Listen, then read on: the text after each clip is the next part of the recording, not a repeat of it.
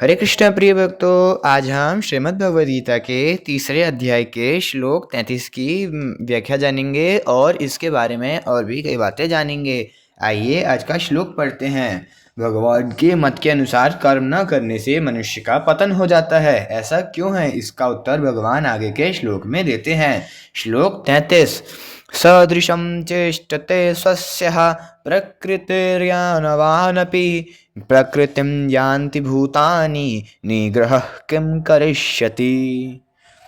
इस श्लोक का शब्दार्थ: भूतानि संपूर्ण प्राणी प्रकृति को यान्ति प्राप्त होते हैं। ज्ञानवान ज्ञानी महापुरुष अपि भी स्वस्यः अपनी प्रकृति के सदृशम अनुसार चेष्टते चेष्टा करता है। निग्रह फिर इसमें किसी का हठ किम क्या करिष्यति करेगा।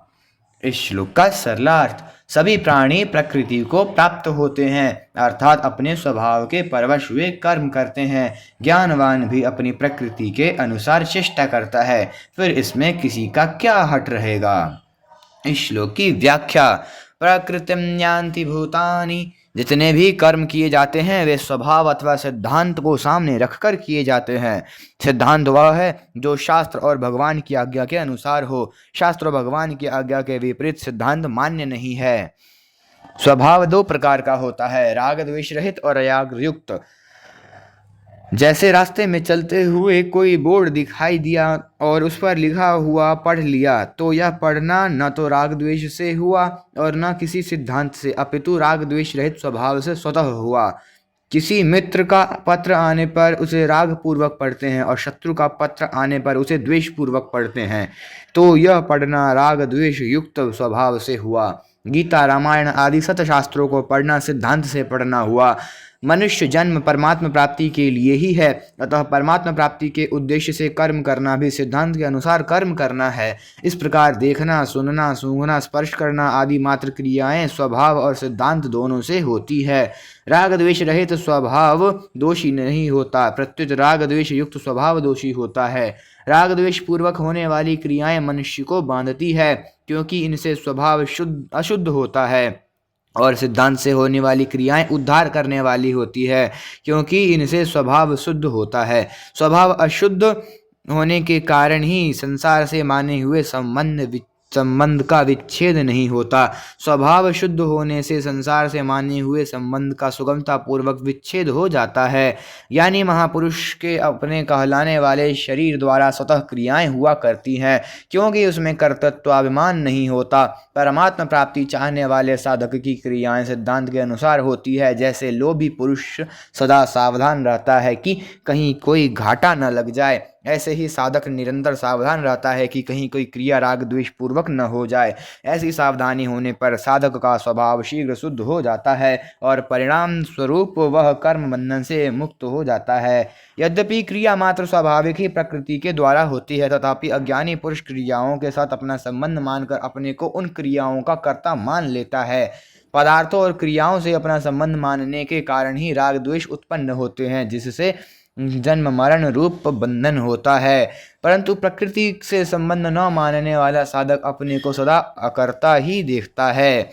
स्वभाव में मुख्य दोष प्राकृत पदार्थों का राग ही है। जब तक स्वभाव में राग रहता है तभी तक अशुद्ध कर्म होते हैं, अतः साधक के लिए राग ही बंधन का मुख्य कारण है। राग माने हुए अहम में रहता है और मन, बुद्धि, इंद्रियों एवं इंद्रियों के विषयों में दिखाई देता है। अहम दो प्रकार का है: पहला चेतन द्वारा जड़ के साथ माने हुए संबंध से होने वाला तादात्म्य रूप अहम, और दूसरा जड़ प्रकृति का धातु रूप अहम, महाभूता न्यहंकार। जड़ प्रकृति के धातु रूप अहम में कोई दोष नहीं है, क्योंकि यह अहम मन, बुद्धि, इंद्रियों आदि की तरह एक कारण ही है। इसलिए संपूर्ण दोष माने हुए अहम में ही है। ज्ञानी महापुरुष में तादात्म्य रूप अहम का सर्वथा अभाव होता है, अतः उसके कहलाने वाले शरीर के द्वारा होने वाली समस्त क्रियाएं प्रकृति के धातु रूप अहम से ही होती है।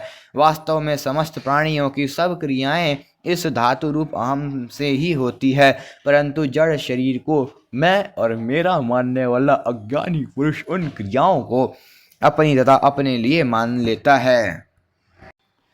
कारण की क्रियाओं को अपनी और अपने लिए मानने से ही राग उत्पन्न होता है। शरीर के बढ़ने बदलने आदि क्रियाओं के समान शरीर निर्वाह की व्यवहारिक क्रियाएं भी स्वाभाविक रूप से होती हैं, परंतु राग द्वेष रहने से साधारण पुरुषों की तो इन क्रियाओं में लिप्तता रहती है, पर राग द्वेष न रहने से ज्ञानी महापुरुष की लिप्तता नहीं होती।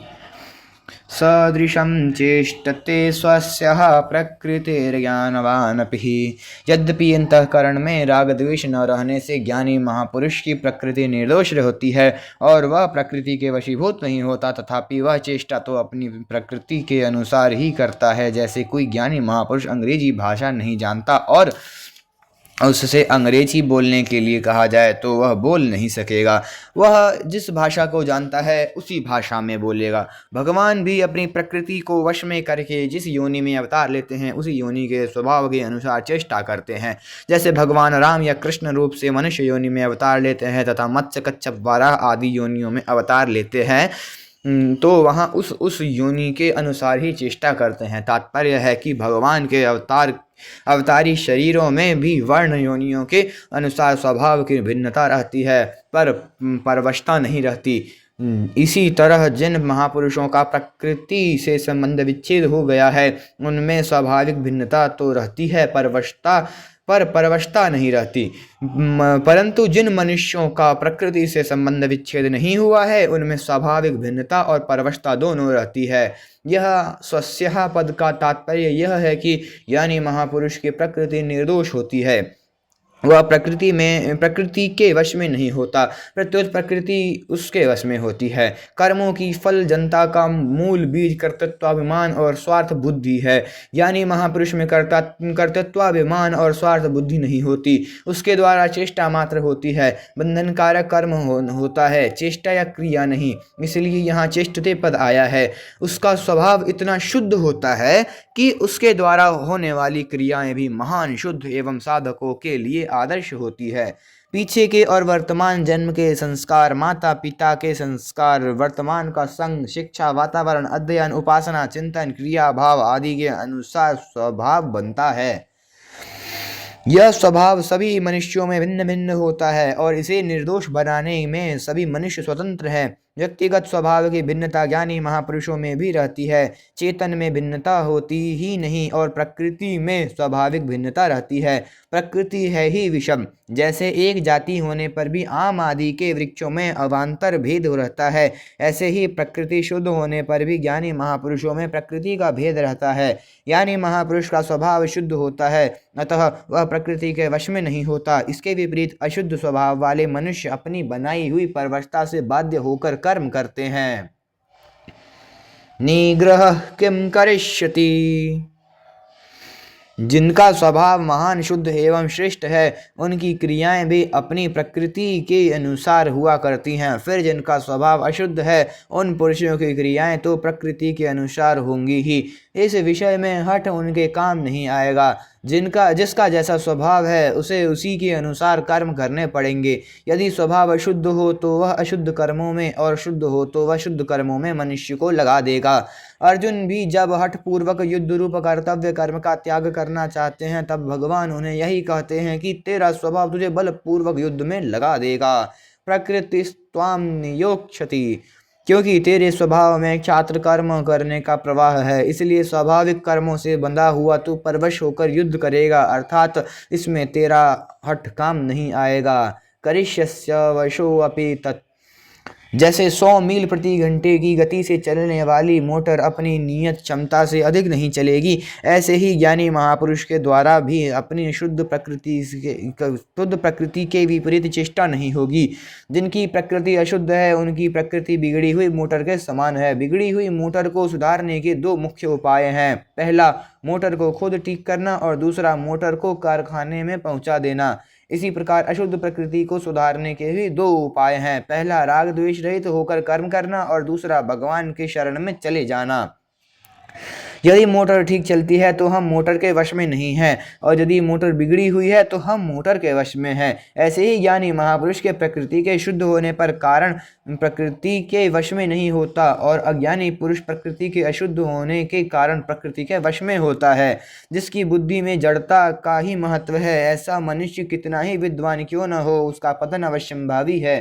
परंतु जिसकी बुद्धि में जड़ता का महत्व नहीं है और भगवत प्राप्ति ही जिसका उद्देश्य है, ऐसा मनुष्य विद्वान न भी हो तो भी उसका उत्थान अवश्यंभावी है। कारण कि जिसका उद्देश्य भोग और स्नेह संग्रह न होकर केवल परमात्मा को प्राप्त करना है, उसके समस्त भाव विचार कर्म आदि उसकी उन्नति में सहायक हो जाते हैं। अतः साधक को सर्वप्रथम परमात्मा प्राप्ति का उद्देश्य बना लेना चाहिए। फिर उस उद्देश्य की सिद्धि के लिए राग द्वेष से रहित होकर कर्तव्य कर्म करना चाहिए। राग द्वेष से रहित होने का सुगम उपाय है मिले हुए शरीर आदि पदार्थों को अपना और अपने लिए न मानते हुए दूसरों की सेवा में लगाना, और बदले में दूसरों से कुछ भी न चाहना। प्रकृति के वश में न होने के लिए साधक को चाहिए कि वह किसी आदर्श को सामने रखकर कर्तव्य कर्म करे। आदर्श दो हो सकते हैं, पहला भगवान का मत और दूसरा श्रेष्ठ महापुरुषों का आचरण।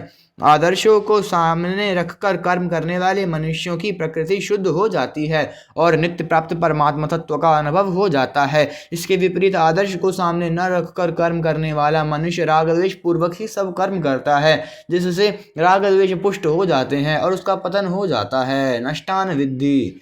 जैसे नदी के प्रवाह को हम रोक तो नहीं सकते, पर नहर बनाकर मोड़ सकते हैं, ऐसे ही कर्मों के प्रवाह को रोक तो नहीं सकते, पर उसका प्रवाह मोड़ सकते हैं। निस्वार्थ भाव से केवल दूसरों के हित के लिए कर्म करना ही कर्मों के प्रवाह को मोड़ना है। अपने लिए किंचन मात्र भी कर्म करने से कर्मों का प्रवाह मुड़ेगा नहीं। तात्पर्य यह है कि केवल दूसरों के हित के लिए कर्म करने से कर्मों का प्रवाह संसार की ओर हो जाता है और साधक कर्म बंधन से मुक्त हो जाता है। इस श्लोक का परिशिष्ट भाव, यानी महापुरुष भी जब व्यवहार करता है तो स्वभाव के अनुसार ही करता है, कारण की कारणों के बिना कोई व्यवहार नहीं कर सकता। जैसे आचार्य बालक की स्थिति में आकर ही उसको वर्णमाला सिखाता है, ऐसे ही ज्ञानी महापुरुष भी साधारण मनुष्य की स्थिति में आकर ही उसको समझाता है, व्यवहार करता है। चेष्टते पद का तात्पर्य है कि वह कर्म करता नहीं, प्रत्युत उससे प्रकृति के अनुसार स्वतः क्रियाएं होती हैं। जैसे वृक्ष के पत्ते हिलते हैं तो उनसे कोई फलजनक कर्म नहीं होता, ऐसे ही कर्तृत्वाभिमान न होने के कारण उसके द्वारा कोई शुभ अशुभ कर्म नहीं बनता। यानी महापुरुष भी दूसरों के हित में लगे रहते हैं, क्योंकि साधना अवस्था में ही उनका स्वभाव प्राणी मात्र का हित करने का रहा है। सर्वभूत हिते रतः, इसलिए कुछ भी करना जानना और पाना शेष नहीं रहता। शेष न रहने पर भी उसमें सबका हित करने का स्वभाव रहता है। तात्पर्य है कि दूसरों का हित करते करते जब उसका संसार से सर्वथा संबंध विच्छेद हो जाता है, तब उसको हित करना नहीं पड़ता, प्रत्युत पहले के प्रवाह के कारण उसके द्वारा स्वतः दूसरों का हित होता है। हरे कृष्णा। आज का यह श्लोक संपूर्ण हुआ। अगला श्लोक। प्रत्येक मनुष्य का अपनी प्रकृति को साथ लेकर ही जन्म होता है, अतः उसे अपनी प्रकृति के अनुसार कर्म करने ही पड़ते हैं। इसलिए अब भगवान आगे के श्लोक में प्रकृति को शुद्ध करने का उपाय बताते हैं। अगला श्लोक। इंद्रियस्येन्द्रियस्यार्थे रागद्वेषौ व्यवस्थितौ तयोर्न वशमागच्छेत्तौ हस्य परिपन्थिनौ। हरे कृष्णा। अगर आप सभी को आज की वीडियो पसंद आई तो वीडियो को लाइक करिए और चैनल को सब्सक्राइब करिए तथा अन्य भक्तों के साथ शेयर करिए। हरे कृष्णा। हरि बोल।